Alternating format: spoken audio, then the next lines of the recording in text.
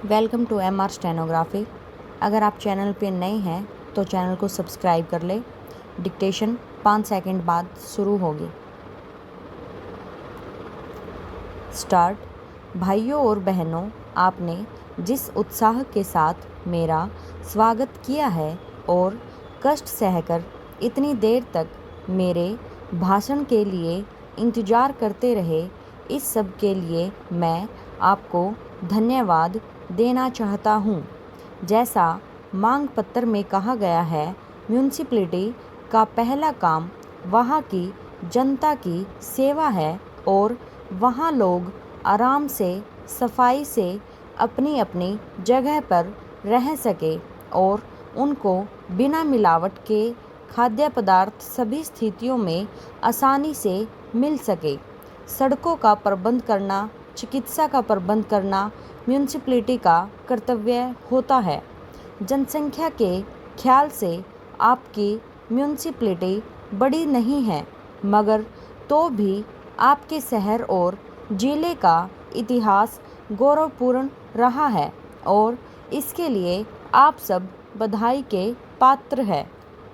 हिंदुस्तान इस वक्त एक ऐसे युग से होकर गुजर रहा है जिसमें उसके सामने बहुत कठिनाई भी हैं और उसके साथ ही साथ साधन भी हैं कि वह उन कठिनाइयों का मुकाबला कर सके। उसके साथ इतनी बड़ी जनता है कि यदि वह अपने कर्तव्य को समझ ले तो कोई भी कठिनाई देश के सामने नहीं आए। यह हमारा सौभाग्य है कि बहुत दिनों के बाद आज एक ऐसा भारतवर्ष हमको मिला है जो दक्षिण में कन्याकुमारी से लेकर उत्तर में हिमालय तक और पश्चिम में अरब सागर से लेकर पूर्व में बंगाल की खाड़ी तक फैला हुआ है। इस बड़े देश का एक छत्र राज्य चल रहा है। एक संविधान के अनुसार इसका शासन हो रहा है। अंत सब प्रकार से इसकी एकता पूरी तरह से संपादित हो गई है। पहले भी हमारे देश में भिन्न भिन्न प्रदेश थे, लेकिन वे एक दूसरे से अलग नहीं थे।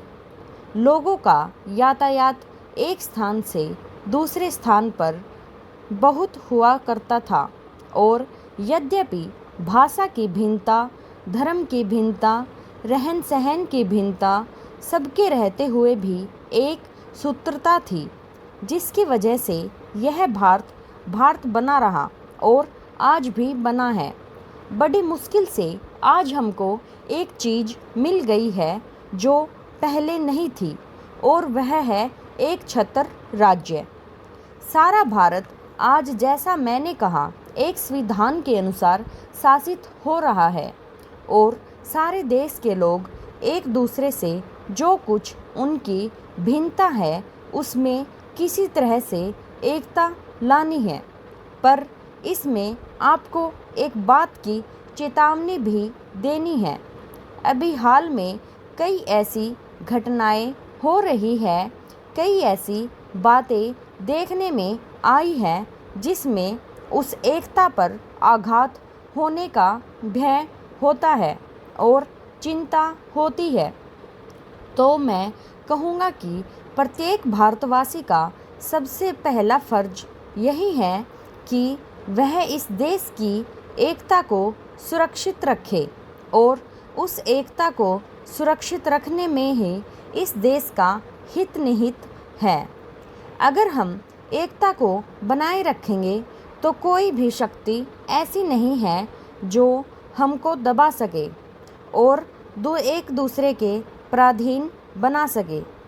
इसलिए बहुत ही सतर्क रहने का समय है, जिसमें हमारी अपनी ही किसी भी गलती से, किसी भी कमी से उन शक्तियों का प्रोत्साहन न मिले जिससे हमारी एकता जाने अनजाने कमज़ोर हो।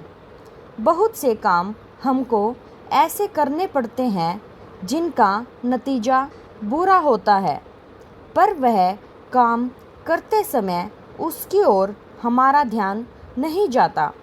इसलिए हम कुछ ऐसी बातें कह देते हैं और कुछ ऐसे काम भी कर लेते हैं, मगर यदि हमें पहले से इसका आभास मिल जाए कि उसका असर सारे देश की एकता पर इतना बुरा पड़ने वाला है, तो मैं समझता हूँ कि कोई भी भारतवासी इस तरह की गलती नहीं करे। जो हमारे देश की शिक्षा संस्थाएं हैं, उनका यह काम है कि सभी लोगों को उनके कर्तव्य से परिचित कराएं और उनको हमेशा जागृत रखें, जिसमें कोई गलती, कोई ऐसी भूल न हो जाए जिसका असर देश की एकता पर पड़ता हो। यह एक मानी हुई बात है कि किसी प्रकार की शासन पद्धति हो जिसके अनुसार वहाँ काम हो रहा हो, उसके लिए काम करने वालों को और साधारण जनता को भी एक प्रकार की शिक्षा चाहिए। और जो स्थानीय संस्थाएं हैं, जैसे लोकल बोर्ड, म्यूनिसिपल बोर्ड, वहाँ पर एक छोटे पैमाने पर उसी प्रकार का काम करना पड़ता है जो बड़े देशव्यापी रूप में लोकसभा के सदस्यों को या महाराष्ट्र विधानसभा के सदस्यों को करना पड़ता है। इसलिए म्यूनिसिपैलिटी का अपना काम ठीक तरह से करें तो उनमें ऐसे लोग तैयार हो सकते हैं जो उस काम को अपने आप ले सके। वह एक प्रकार से ट्रेनिंग इंस्टीट्यूट होगी जहां तैयारी करके लोग आगे बढ़ सकते हैं। इस काम की महानता और उसकी आवश्यकता को विदेशों में लोग भली भांति जानते हैं। इसलिए उनके बड़े बड़े राजनीतिज्ञ किसी न किसी समय अपने इलाके में इसी तरीके की संस्थाओं में कोई न कोई काम करके आगे बढ़ते हैं। तो आपको यह मौका है कि आज लोगों की सेवा के साथ साथ ऐसे लोगों को तैयार करें जो देश का काम संभाल सके। और सबसे बड़ा काम है इस देश को सुरक्षित रखना और इस देश की एकता को बनाए रखना। हो सकता है कि कुछ लोग ऐसे हों जिनका अपने प्रांत से, अपनी भाषा से गहरा लगाव हो, मगर तो भी सबको यह याद रखना है कि ऐसे प्रश्नों को कितना स्थान दिया जाए। सबसे ऊंचा स्थान सारे देश की एकता को ही मिलना चाहिए।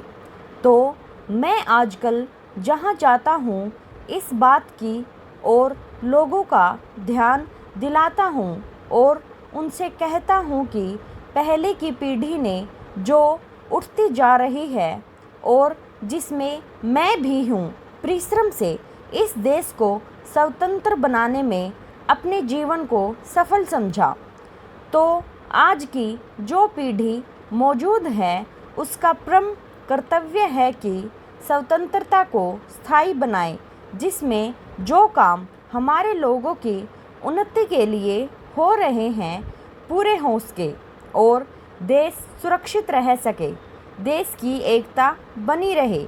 मैं आशा करता हूँ कि आप सब भाइयों और बहनों का ध्यान इस ओर होगा और आपके ज़रिए से पूरी तरह मदद मिलती रहेगी जो देश के हित में होगा। स्टॉप।